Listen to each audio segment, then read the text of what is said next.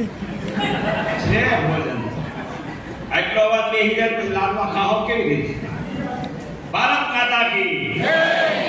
હા એમ અવાજ આવવો જોઈએ એટલે જાગ્યા શું ખબર પડે. માનનીય બધા અધિકારીગણ, અમારા તાલુકા પંચાયતના બંને પ્રમુખો, માજી પ્રમુખો, હું એની હારે બેઠો તો એ ખબર પડી કે આ તો કિસાન સંઘમાં નાના હતા તેથી મારી આવ્યા. આજે તો અધિકારી પણ બની ગયા છે. અને ખેડૂત ભાઈઓ અને બહેનો 35 વર્ષ થયા તો એ ખબર પડી કે આમાં તો બધા લઈ જાય છે, શોષણ કરી જાય છે, ખેડૂત વાહ કાંઈ વધતું નથી. તો એ સુભાષ પાલેકરની ખેતી જ્યારે એનો વર્ગ ભર્યો ત્યારે ખબર પડી કે આ બધા લઈ જાય છે, એમાંથી બચવું હોય તો આ બધું બંધ કરવું પડે. ખાતર, દવા, બિયારણની જરૂર જ નથી અને ખેતીમાં ઉત્પાદન આવી શકે એવું ખાદ આવું. અને તેથી એ ખેતી કરું છું. આપણા રાજ્યપાલ આવ્યા પછી એકદમ અભિયાન ઉપાડ્યું કે ગુજરાતની જબરજસ્ત બધા જાગી જાય એ વિષય છે. હું કરવા ખેતી એમાં હમણાં છેલ્લા 1 વર્ષમાં મેં મહિલાઓના વર્ગો લીધા. મહિલા બહુ જાજી છે એટલે એને ખબર પડે કે મેં પૂછીએ તો મહિલાઓના જે વર્ગ લીધા 450 વર્ગ લીધા. તે ખબર પડી કે પાણી તો મહિલામાં છે, ભાઈઓમાં ક્યાંય પાણી છે નહીં. એમને વર્ગ લીધા નહીં. આપણી ખેતીનું મૂળ કારણ ભાંગવાનું મહિલાવાળીએ નથી જાણતી છે. આ મહિલાને જરા ધ્યાનમાં આવે. આપણી ખેતી ભાંગી જવાનું મુખ્ય કારણ મહિલાવાળીએ નથી જાણતી એટલે છે. શું કરવા છે હું આગળ કહે છે તો તમને ખબર પડી જશે. પણ બધું આવું છે તો ખૂબ વાત સમજો. હવે એટલી હદ સુધી ખેતી ભંગાર થઈ ગઈ છે, બેસ્ટ આમ મૂકી દેવાનું મન થઈ ગયું છે. એ ખેતી કેવી હોઈ શકે એની પણ વાત સરસ કરવી છે આપણે. તો આ બધી વાતને બરાબર સમજીએ. અત્યારે ખેતીની પરાકાષ્ઠાની સામે એટલું બધું ઝેર આવી ગયું છે, એટલું બધું ઝેર ખેતીમાં આવી ગયું છે, ખાતરથી માંડીને દવાઓમાં, કે હવે એક પણ ખોરાક ખાવા લાયક નથી. એટલો બધો એટલા બધા ભયંકર કેન્સરો શરૂ થઈ ગયા, ડાયાબિટીસ શરૂ થઈ ગયા.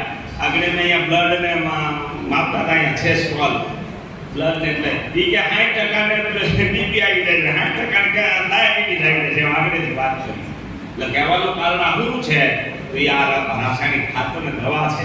એક અમારો અવાજ આગળ અમારા તાલુકા પંચાયતનો કહેતા હતા અજાબ ગામ છે. અજાબ ગામની અંદર 250 થી વધારે કેસો છે. ત્યાં રીંગણા પકાવે સમજાય છે. ત્યાં તો ઘરે કેન્સરના કેસો આવી ગયા છે. એટલે હવે ન્યાજ રહ્યા છે એવું ન સમજતા આપણી ત્યાં આવી ગયા છે. આપણા સગા સંબંધીનો હમણાં મૃત્યુ થાય છે એમાં પણ આવી ગયા છે. તો આપણે પાછું વળવાનો સમય બાકી ગયો છે.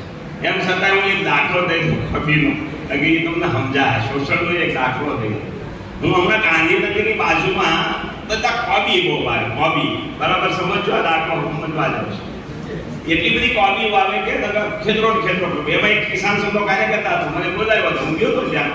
તો તેથી કોબી ઉતારતા હતા અને કોબી ઉતારે તો 2-3 કાંદા કાઢવા પડે અને લારી પડતા હતા, કાંદડાના ઢગલા પડે. ઘરે ચા પીવા લઈ ગયા તો અહીંની ઘરે 15 પશુ પાડ્યા હતા.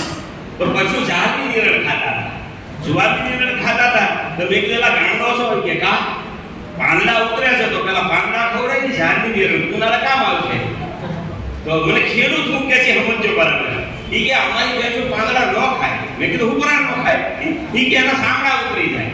અમે એટલી બધી દવા છાંટી છે એના સાંભળા ઉતરી જાય. જે આ કોબી કોણ ખાતું છે એ તો મને હજી નથી સમજાતું. સમજાય છે? સમજાય છે કોઈ? એની બેહુ પાંદડા નથી ખાતી, આપણે ખાઈએ છીએ. રીંગણા પકવનારા એના ઘરે રીંગણા નથી ખાતા, મરચા પકવનારા એના ઘરે મરચા નથી ખાતા, આપણે ખાઈએ છીએ. આપણે બચવાના નથી. તો એમાંથી બચવાનો કોઈ ઉપાય હોય તો આજનો જે પરિસવાદ છે એમાં છે પ્રાકૃતિક ખેતી. આમાં આપણે જાવું જ પડશે. એમાં મહિલા જો સહકાર નહીં આપે તો નહીં થાય. રસોડાની અંદર 32 આઈટમ વપરાય છે. કેટલી? તમે ઘરે જઈને ગણજો. ઘણી ફેર 2 ફેર કેવું હોય સપની મરસું તો યાર સમજાય છે ને. 32 આઈટમ છે અને ક્યાં થાય છે ખબર છે તમને? આ 32 આઈટમ ક્યાં થાય? ખેતીમાં થાય છે. તો તમે જે દીની વાડીઓ નથી જાતી એટલે ખેલ ભાઈનો તો ઊભો છે તો ગોળ વાવી સમજાય ને. મગફળી વાવી તો ઉવાળી કાઈ વાવતો નથી. એટલે જેથી મહિલા જાતિની જેની 32 પાક ઘરના આવતા હતા, આજે ઘરમાં 32 પાક આવતા નથી. ઈશ્વરે નિર્માણ કરેલી જમીન છે એમાં એક હારે 32 પાક થાય છે. આપણે બધા ભૂલી ગયા છે, ખેડૂતો પણ ભૂલી ગયા છે. 32 પાક એક હારે થાય. એક પાક નહીં, 32 ખાવ ખીચડાની જેમ વાવેલો ઉત્પાદન આપે એવા પાક થાય છે. આજે આપણી પ્રાકૃતિક ખેતીની બધી વ્યવસ્થા સમજાવી છે. કોઈ એવું માની ન લે કે ઉત્પાદન ઘટે છે. પ્રાકૃતિક ખેતીમાં ઉત્પાદન વધે છે, રાસાયણિક કરતા વધે છે, ઓછામાં ઓછી ખર્ચમાં વધે છે. ખર્ચ નથી, ઘરના ખર્ચે થાય છે. તો એવી આખી ખેતીની આજે સમજણ તમને આપી છે. તો આવી ખેતી ક્યાં ક્યાં છે? આપણા ધારીમાંય છે, બધે જ છે. પણ એક ખેતી એવી છે મેં જોઈ છે કે તમારે જોવા જવું જોઈએ. હું તો આત્માને કહેશ, એને આમાં શોખ હોય, મહિલાને ખાસ દેખાડે. હમણાં અમારા બગસરામાં અમરેલીથી એટલે બગસરા ધારીના ઘણા બહેનો ભાઈઓ ગયા હતા, પણ જેને શોખ હોય એ જોવા ખાસ થાય. એ છે આપણી બચાવની ખેતી.